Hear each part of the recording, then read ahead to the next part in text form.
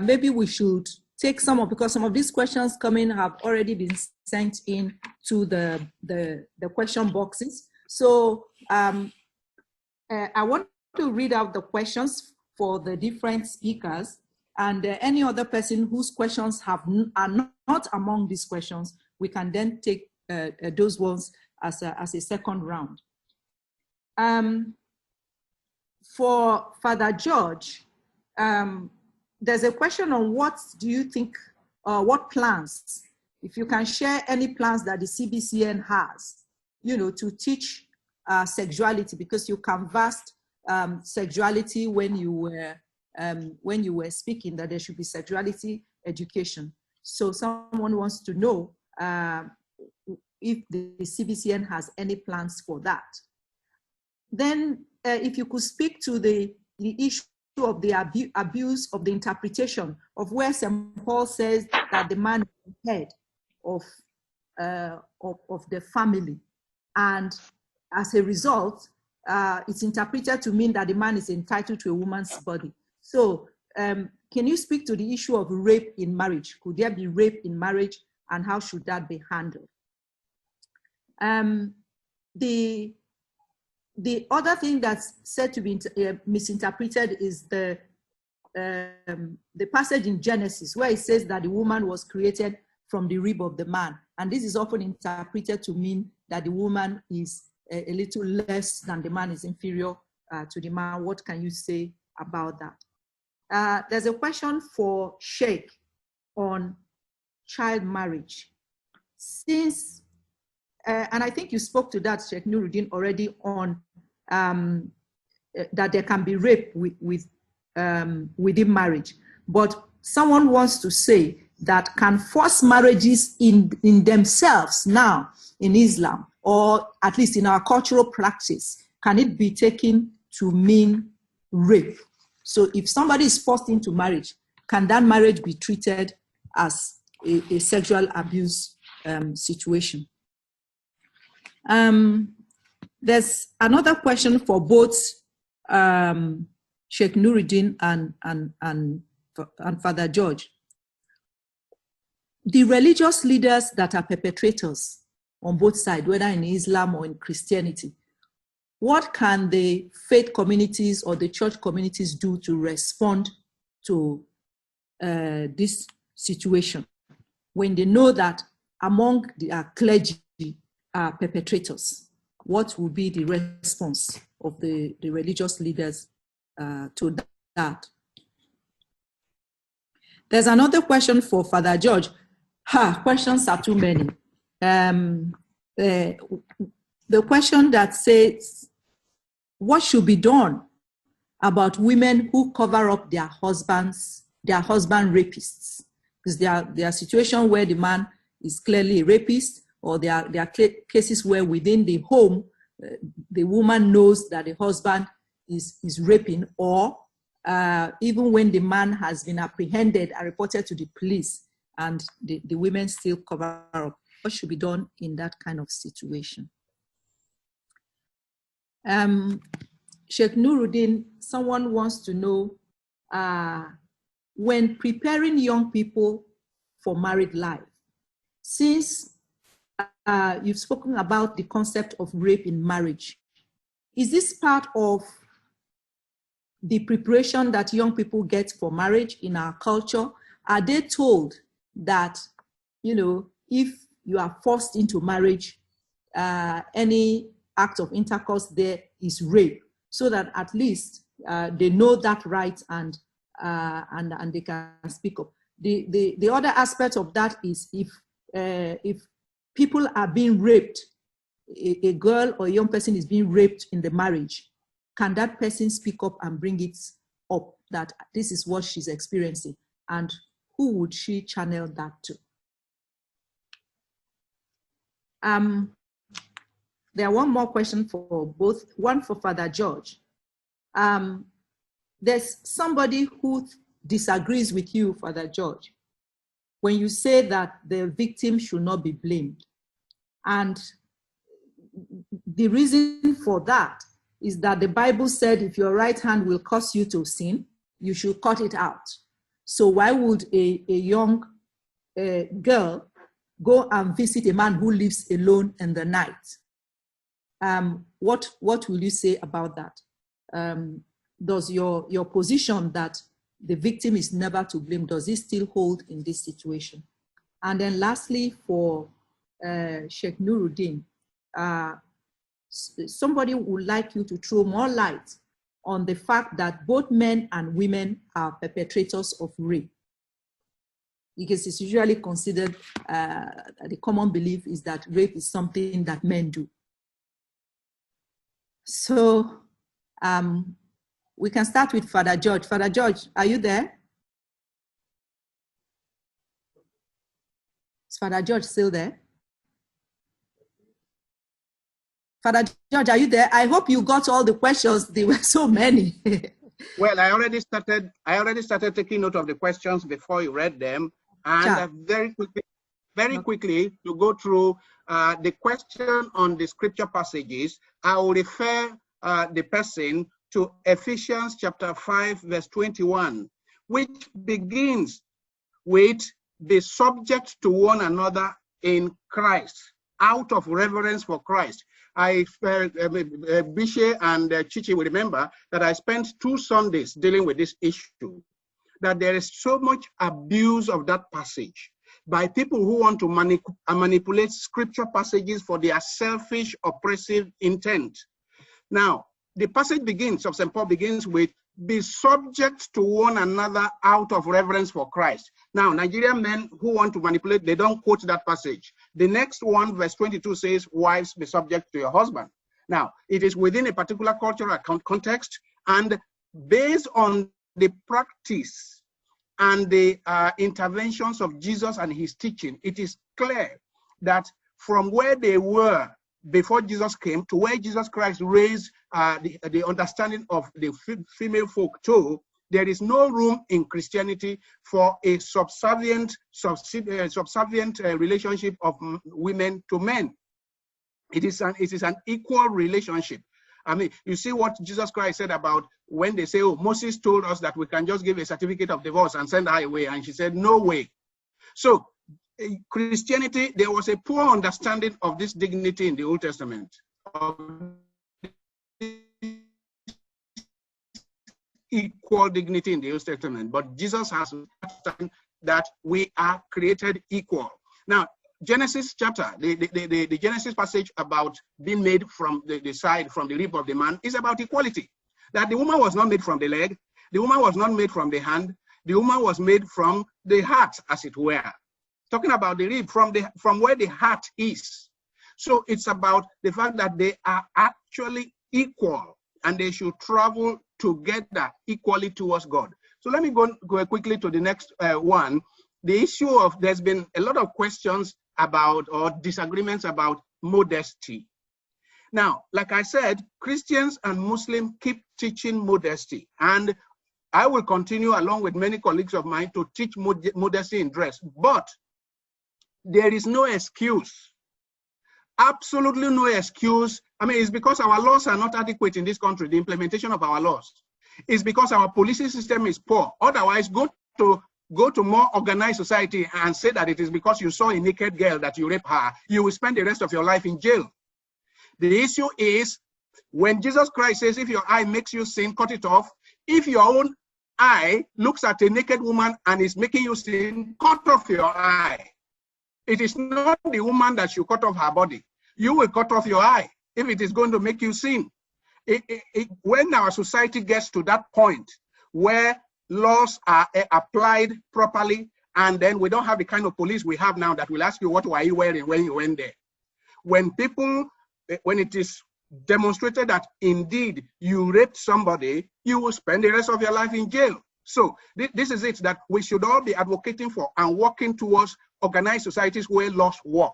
Then young boys growing up, when you know the consequences of a violent sexual crime, when you know that you may be identified and be carrying a banner on your chest that I am a sex offender, which is what is happening in many parts of America.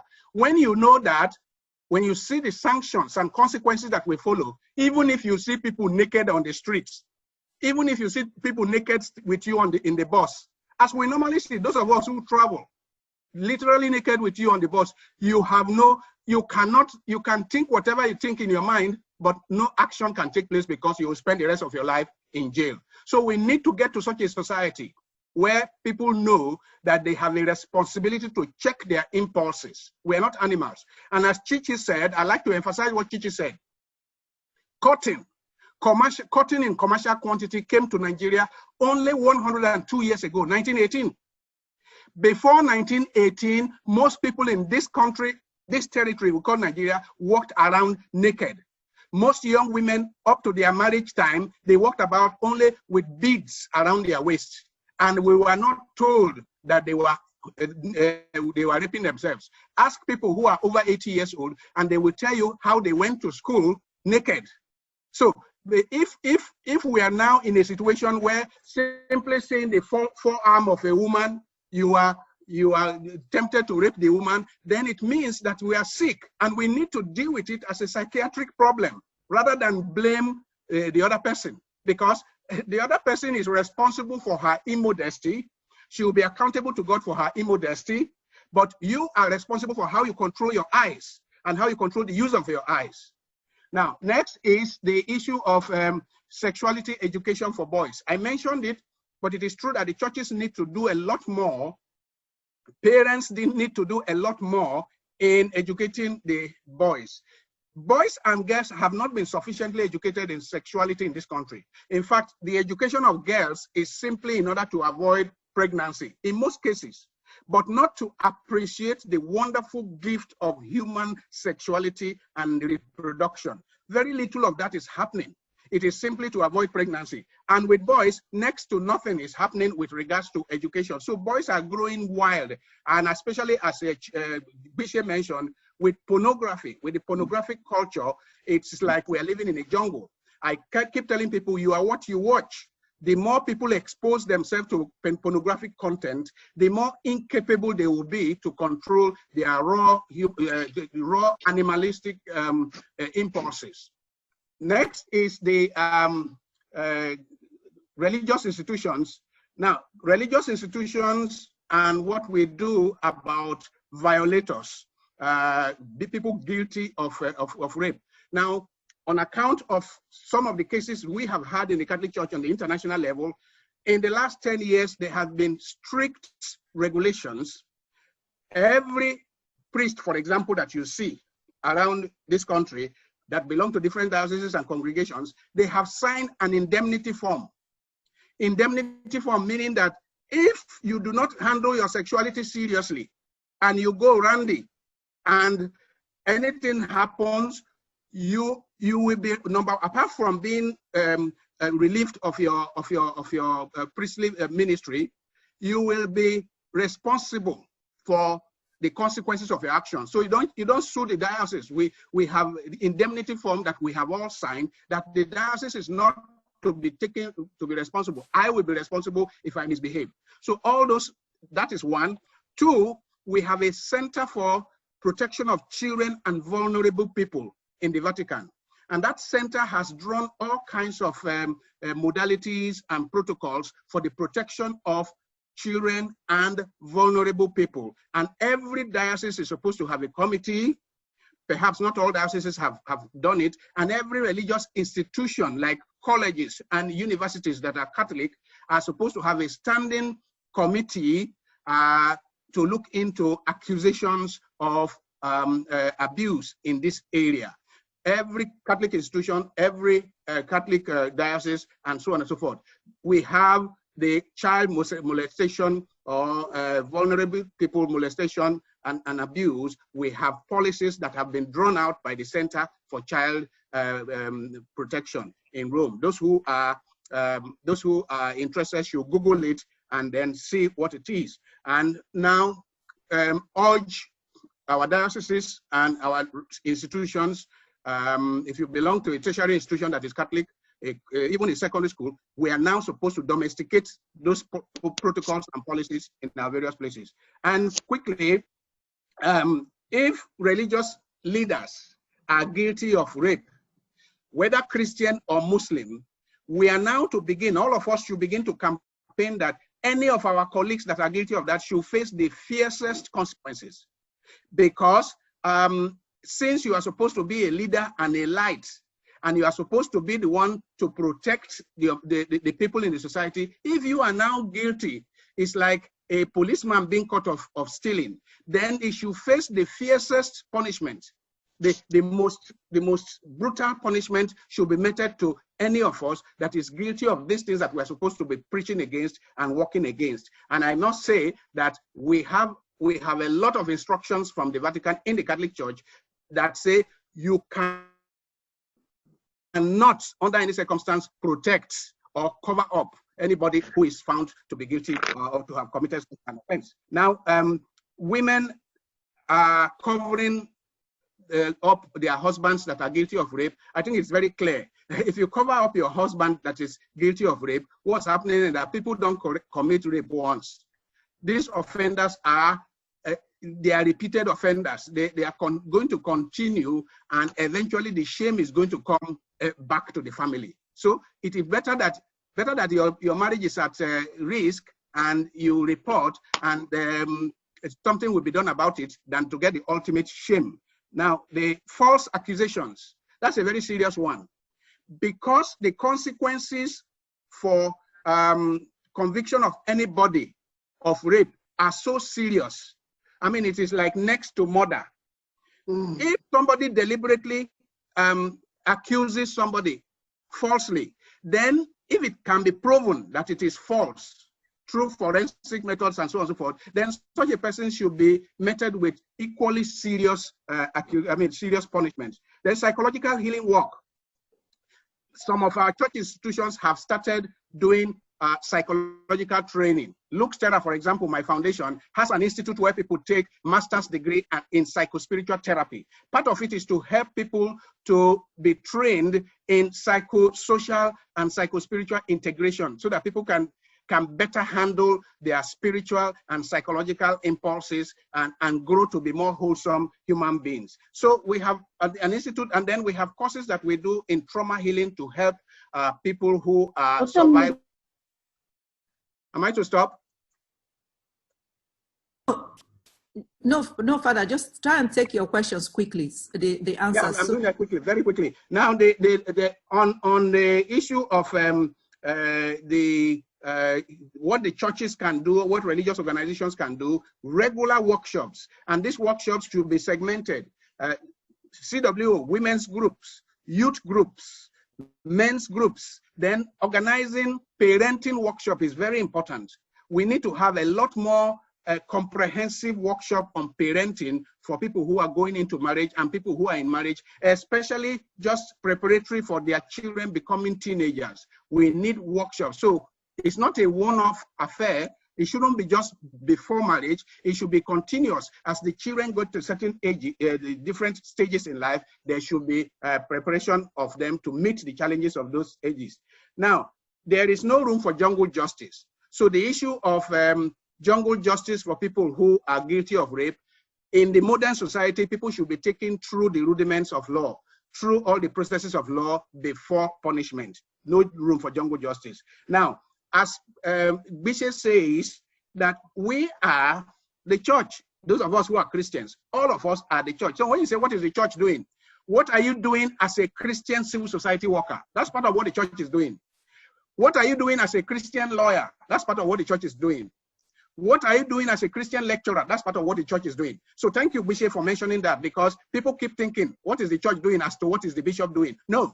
What are you doing as a member of the church? Then what is the pastor doing? These are different things, and they are all part of what the church is doing. And rape is evil, and there should never be any excuse for it. So this whole thing about the fact that the victim or the survivor can never be the guilty one, we should knock it off our mind completely, that it is such an intrinsically evil act that there should never be an excuse for it, unless the person is sick in the head. And those who are sick in the head, like I said, efforts should be made not only to put them in an asylum and send them to psychiatrists, but see how we can treat them so that they can perhaps get healed while serving punishment for their crime. like I said, safeguard policies in the church for vulnerable people and children. Please Google and you will see the elaborate work that has been done by the Vatican in the last few years on it. And we are all supposed to work on it and have those safeguard policies in our various institutions. And it's supposed to be displayed, publicly displayed in strategic places in all our religious institutions. It is not yet domesticated by every single parish and every single place, but it is something that we need to go to very quickly. Thank you very much. Thank you so much, Father George. Can we take Sheikh Nuruddeen to get your responses to the questions? Yes, thank you very much. I've been going just like with Father George, so I'll just run through the various questions, starting with those you've focused on. Number one, the question on early marriage. The age at which people get married has been increasing over the centuries by about 1 year every 10 years.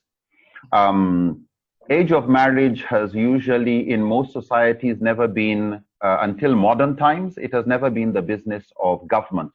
It has been families that decide when is the appropriate age for what they call betrothal. Betrothal is where there's a formal marriage in the sense that they will tell you, yes, this person is married to this person, but it is when you've reached the age of puberty or maturity and the family is ready and you are settled and there's a house that the wife goes to the husband.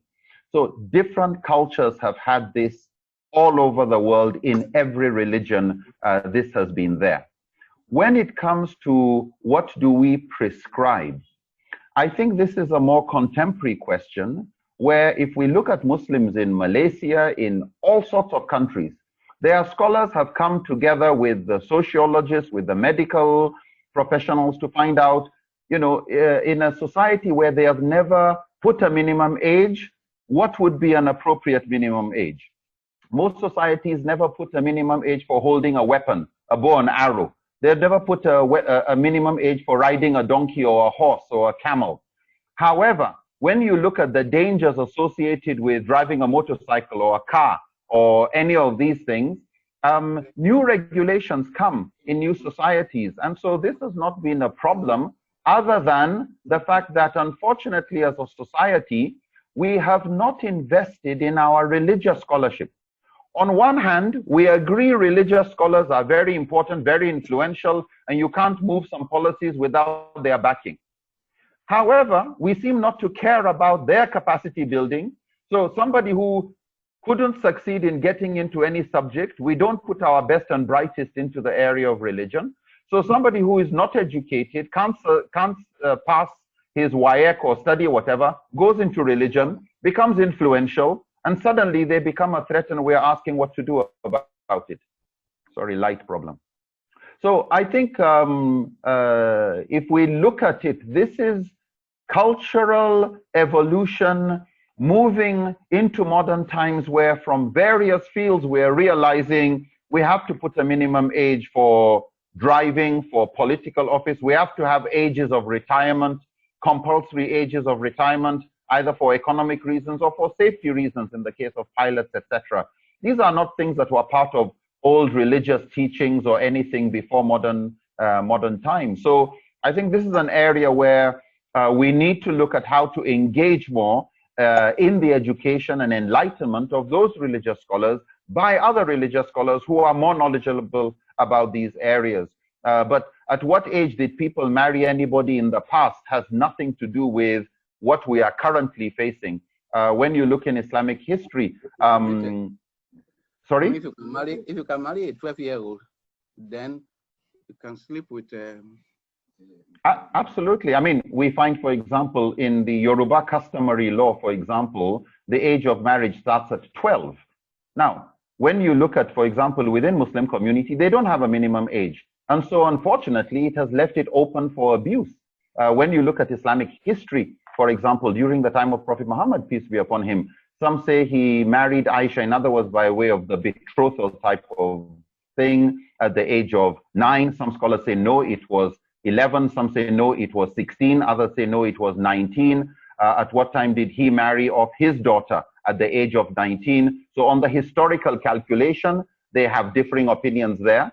But that is what in legal language is called descriptive. In other words, whether he married this one at the age of 40 or at the age of 20 or at the age of whatever, that's describing history. It's not imposing a limitation on us today. Just as if at this age people were allowed to still join the army, it doesn't mean now that we understand how dangerous our weapons are that that would still be accepted or that we should be bound by past laws. There are many new laws that society, from traffic laws, that we find this is in our common interest, and if we don't respect them, we will be undermining justice, safety, and security that religion actually tries to protect. On the issue to do with, and this is tied to also the subject of statutory rape. Once a community can agree, this is the minimum age of marriage, then it goes. And in some states in the north, they've been able to agree on that. In other places, they have not been able to know how to get the religious scholars on board. And unless they really look at how to approach it, getting scholars who are good at it, even Kanu State, the Emir of Kanu, got a team of scholars to try and bring some reforms, some of the best scholars. But because of how they approached it, unfortunately, the ignorance of so many, they weren't able to push something that even their scholars would recommend. So this question of strategy, how do we engage, and to look at the fruit we are reaping, and when did we start planting this type of thing. The issue, and I think Father George has already handled the question of sexual abuse and men of God. From the Islamic perspective, of course, in the Sunni tradition, in the Shia tradition, there's an idea of clergy. In the Sunni tradition, we don't have a concept of clergy. It's more survival of the most fitting, survival of the most knowledgeable, supposed to be, but sometimes you get it being just who is popular within a community, a little like in the Protestant system. But there's no idea of a man of God. Only God knows who is his person. So as a human being, we should look at you. If you've done something wrong, you should be prosecuted. If you have a greater responsibility, as Father George says, you should even have a greater punishment for abusing the privileges you have. I think we need to challenge the power distance between ordinary, sensible people and religious people, and remove the halo on them as if they are, somehow sanctified already by God. I like the distinction between people who are concerned with the divine. In other words, they are supposed to be instruments of the divine, and the divine itself. Human beings are human beings and are as open to Satan. And Satan would want to tempt anybody. If he can try to tempt Jesus, tempt Muhammad, tempt anybody, we should be on our guard. Unfortunately, there's the halo we put around religious people, which, there's the plus and minus about it. But I think it's better to prevent and have systems in place that make it more difficult for those who have come as wolf in sheep's clothing to get away with what they're doing. About forced marriages, again, the moment, for example, the Prophet Muhammad, peace be upon him, made it clear that you cannot marry your daughter without her consent. And the minimum, he even said, her silence can be taken as her consent where it is clear it's because she is shy that she doesn't want to say, yes, I accept. However, what we find in most societies is, until recently, most marriages were arranged marriages. What is called love marriage, where you go to find out who you want to marry, is actually a very more contemporary thing.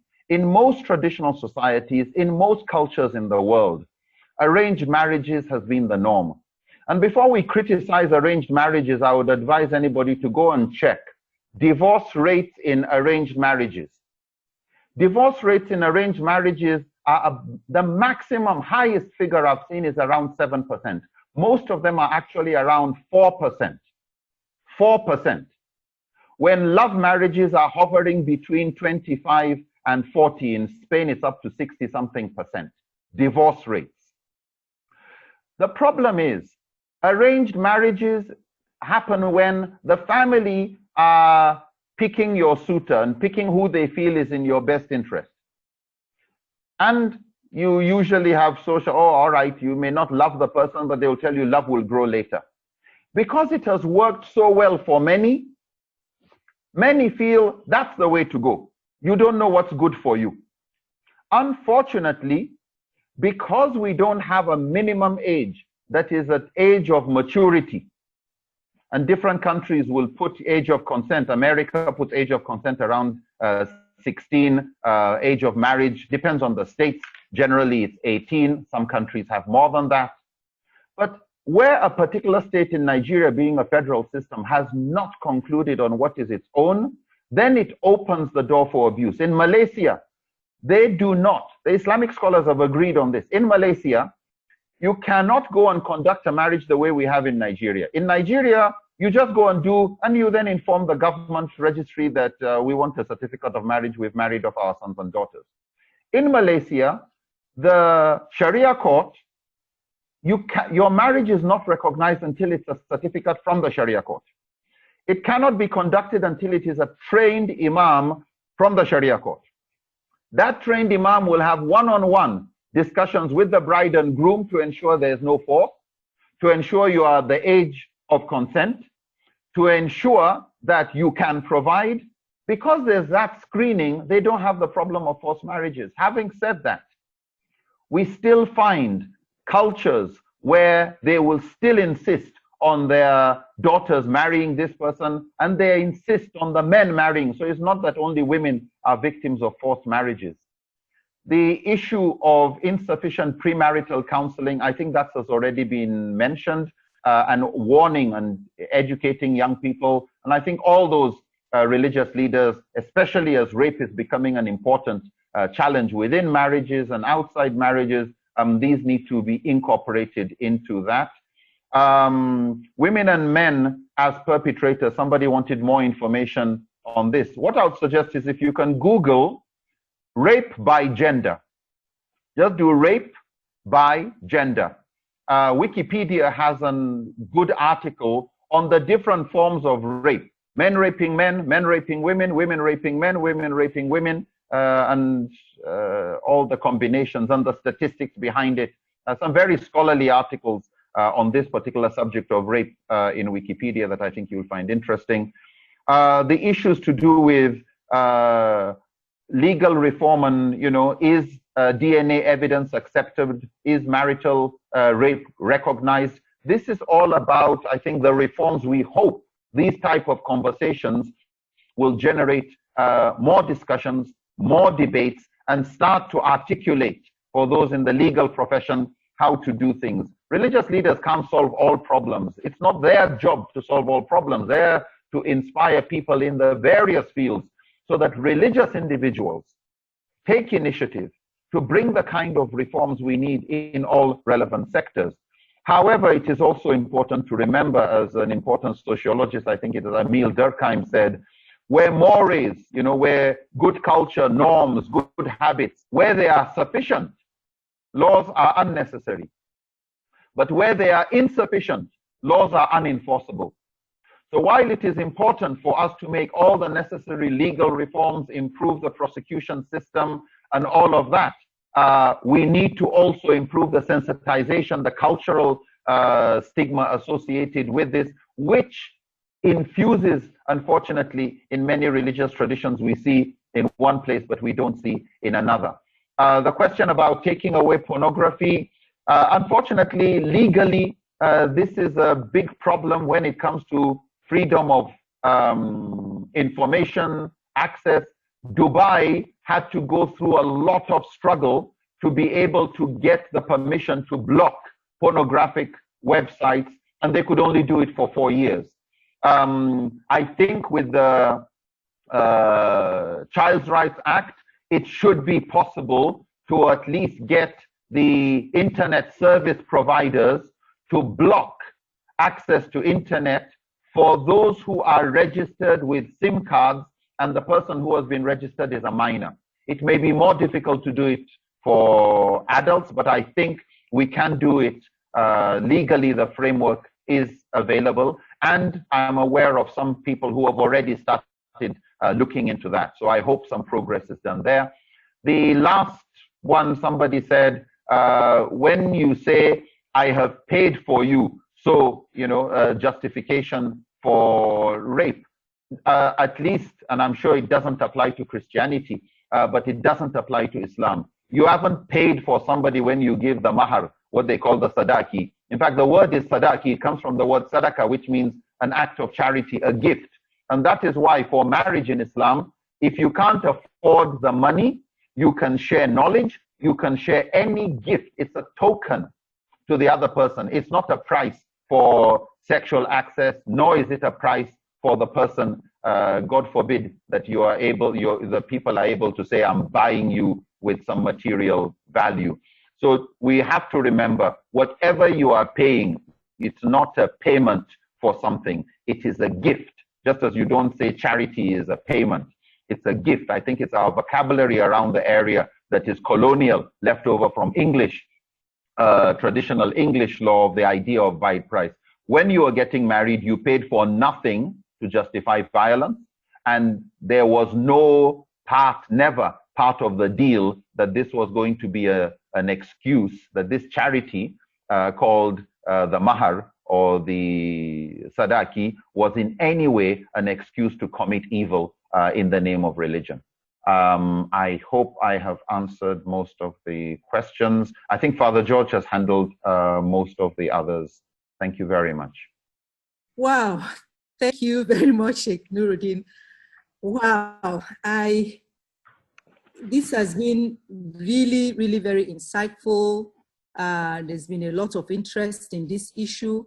And sadly, we have even overshot our time. So we need to bring this to a close now.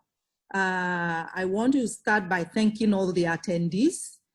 We have had people that came in, about 160, 170 people that stayed, throughout the course of this conversation. That's been 2 hours. So thank you very much. I want to thank Father George and the Lux Terra Foundation.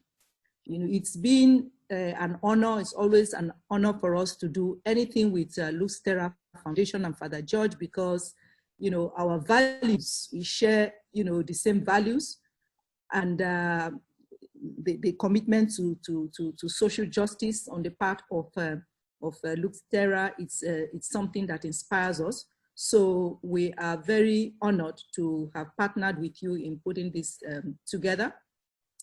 I want to thank Sheikh Nuruddeen Lemu for the insight he gives into the Islamic perspective, and the scholarship he brings, and the way that he simplifies it, that everybody can understand, is very engaging. I also want to appreciate you for your interfaith spirit and interfaith collaboration. You're always there in Christian spaces all over the world, sharing. That is an example of how the people of different faiths, in this country, especially here where religion is such a divisive thing, it's manipulated. It's a shining example of what can be done. And actually, I'll thank Father George again here for being the one that helped to make us appreciate and know the work that you are doing, to be able to work with you. I want to thank Mr. Omabishe and Chichi for something that is very profound that you contributed to this discussion. I think the first, Father George, I think also mentioned it, emphasized it, and Chichi herself.